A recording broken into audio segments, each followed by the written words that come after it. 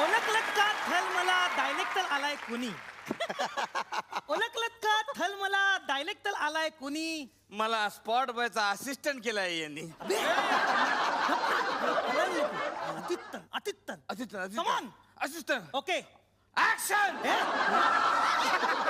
अतित्तन काय ना तू हा silence silence on the floor please silence.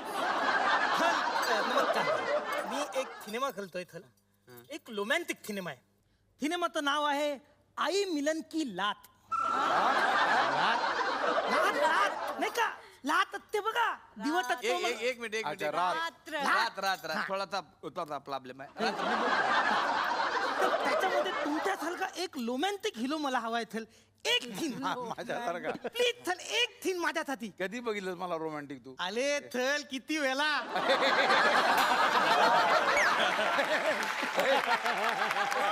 थल एक थीन माझ्यासाठी प्लीज एक हिरोईन आहे थल अच्छा हिरोईन पण आहे, तू बजेट वाढवलं परत. आले कितका फिल्म आहे हा? कितका फिल्म आहे भैया मेला मेला मेला हिरोईन असते सुहाग लातलंय सुहाग सुहाग सुहाग राग. आणि इथं रोमॅन्टिक थीम करायचं आहे हिरोईन को पेच कलो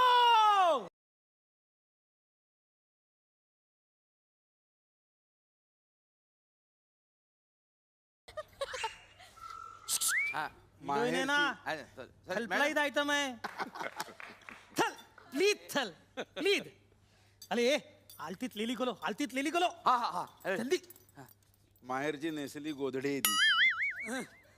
एक मिनिट. अरे काय आहे? हे चल लग्न म्हणता ना चल हा. काय लग्न म्हणता? आहा क्या बात है कलक कलक कलक कलक थल लेली गलता है क्या एक मिनट थल ये देखो अभी आहा, जबरदस्त चल सुरू कीजिए डायलॉग डायलॉग डायलॉग. अरे तर बोल बोल. हा काय बोलायचंय? डायलॉग आहे डोल्यात डोले घालून बघायचं आणि बोलायचं तुम्हारी आंखों में है थलाक की नमिया शराब शराब असतं ते. मी सांगू का मी सांगू. अरे अतितन सर तुम्हारी आंखों में है शराब की नमिया तुम्हारी आंखों में है शराब की नमिया पाहिले न मी तुला तू मला न पाहिलिया.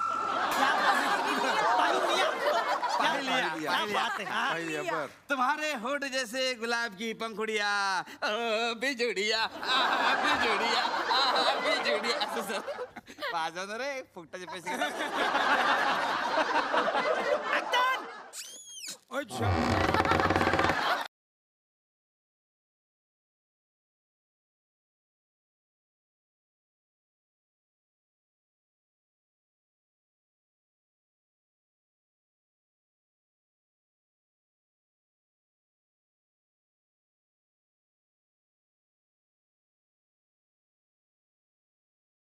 तुम्हारी आंखों में है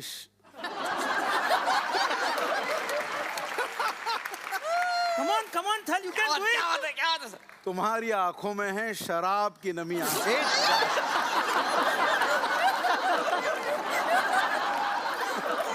पाहिले न मी तुला तू मला न पाहिलिया. अरे काय औषध देतात तुला काहीतरी. यस हा नाही हे नाही हे पुढचं होऊ शकत नाही. तुम्हारे होठ जैसे गुलाब की पंखुड़िया. हाँ, क्या बात है थल पुरे होठ होठ बघा सर होठ. ओ बिजुड़िया ओ बिजुड़िया.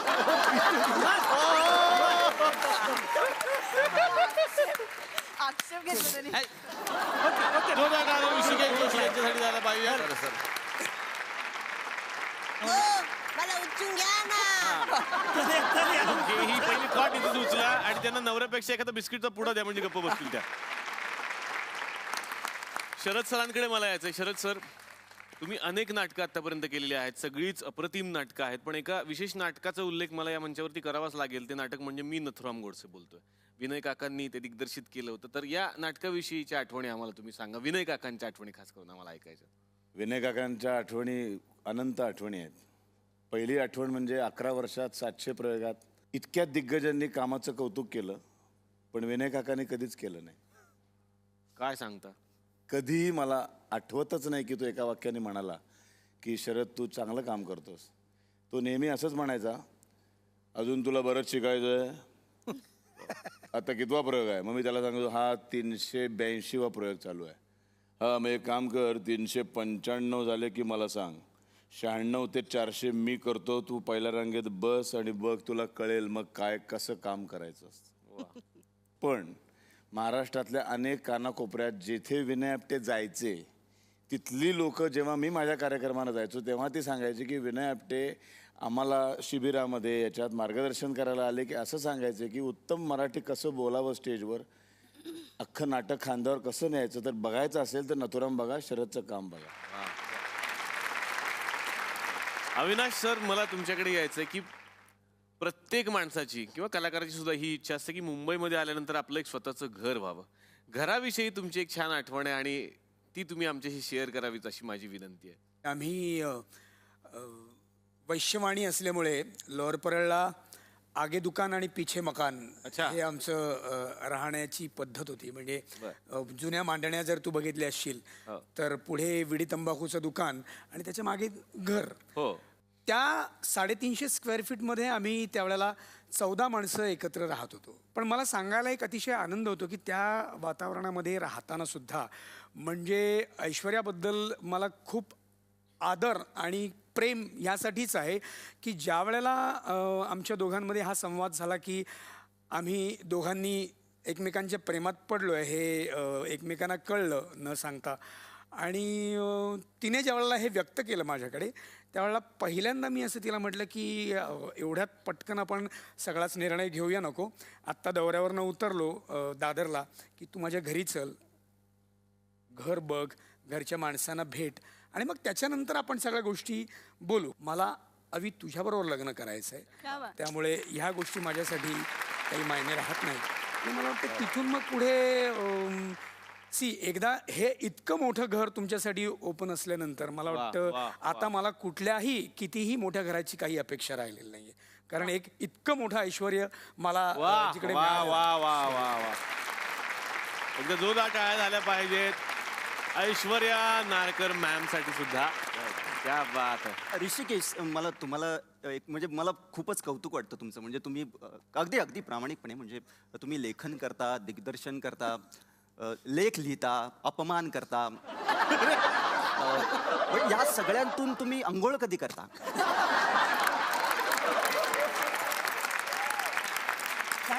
अरे बिझी असतात म्हणजे काय? हे सगळं करतो हे आंघोळीचेच प्रकार आहेत माझे. लेखन ही माझी वैचारिक आंघोळ आहे. अभिनयाच्या वेळी तर घामच गाळावा लागतो. वा. आणि दिग्दर्शकाच्या भूमिकेत म्हणजे असे नट असतात तुला फक्त आंघोळच असते, तर काही असू शकत. हो, एवढा घाम निघतो की दिवसाला 3-3 वेळा आंघोळत होते ती. त्या म्हणाल्या ना ऋषिकेश जोशी अपमान करतात, तर अपमान करण्यासाठी म्हणून त्यांनी एक खास नाव घेतलंय स्वतःचं. कुठलं? ते स्वतःला हल्ली निंदा करंदीकर असं म्हणून हो घेतात. हो हो, वा वा वा वा. हा, आणि त्यांची फळबाग आम्ही ऐकलेली आहे. मागच्या वेळेला ते जेव्हा आमच्याकडे आले तेव्हा त्यांचं एक ते प्राणी संग्रहालय आम्ही ऐकलं आणि आगामी त्यांनी त्यावेळेला डिक्लेअर केलं होतं की पुढच्या वेळेला जेव्हा येईल तेव्हा पंचांग असेल जोशांचं. तर ते जर झालं असेल तर त्याची एखादी झलक आम्हाला नक्कीच ऐकायला आवडेल जोशांकडून. हां, तो अत्यंत वेगवान जोशी पंचांगाचं मी फक्त नमुना सांगेन की जोशी पंचांगामध्ये मी काही नवीन राशी निर्माण केलेल्या आहेत. प्रचलित पंचांगातल्या राशींचा माझ्या याच्याशी संबंध नाही, पण ह्या अस्सल आहेत. ज्या राशी तुम्हाला इथं बसल्या बसल्या दिसू शकतात. जोशी पंचांगातली पहिली रास आहे शेष. शेष म्हणजे कमी पडलेले, उणीव असलेले. काही लोकांना सगळं मिळून सुद्धा म्हणजे बासुंदीपुरीचं जेवणाचं ताट आहे, लोणचं नाही ना याच्यामध्ये, ह्याच्यात त्यांना जास्त इंटरेस्ट. दुसरी राशी माझ्या राशीतली येते गुलछबू रास. आज आपल्याकडे विशेष पाहुणे आलेले आहेत. गुलछबू राशीचं त्यांच्याकडे बघून आपल्या लक्षात येतं पुष्कर श्रोत्री आणि हे कुठल्याही परिस्थितीमध्ये त्यांचा रोमॅन्टिसिझम कधी कमी होतो. म्हणजे ते हमखास शोकसभेला सुद्धा मॅचिंगचे कपडे घालून जातात लोक. आणि तिसरी रास येते गर्क राशीचे लोक. हे काही कमी नाही आहेत. गर्क आपल्या विश्वात त्यांना जगाचं भान वगैरे वस्तुस्थिती वगैरे असं त्यांना काहीही नसतं. म्हणजे सहज बोलता शरद आहे गर्क राशीचा. म्हणजे पोळी खाणार आहेस का भात? वाजली किती असतील? अरे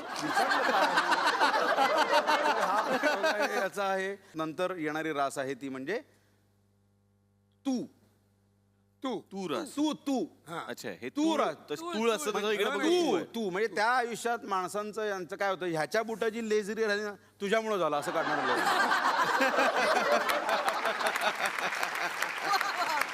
काही प्रॉब्लेम झाला तू त्याला समजा अशा माणसाला म्हटली की सॉलिड अरे गाडी तुझी, है तुमच्या समोर काय, अरे तुझ्या गाडीचं कौतुक केलं लगेच तुमच्या समोर. स्वतःचा आनंद किंवा काय जे आहे ना ते सगळं समोरच्यावर ते त्याच्यात बघतात, त्यांना काहीही स्वतःचं नसतं. असा सर्व पद्धतीनं रिलेट होणारा हा जोशी पंचांगाचा माझा कार्यक्रम आहे. क्या बात आहे.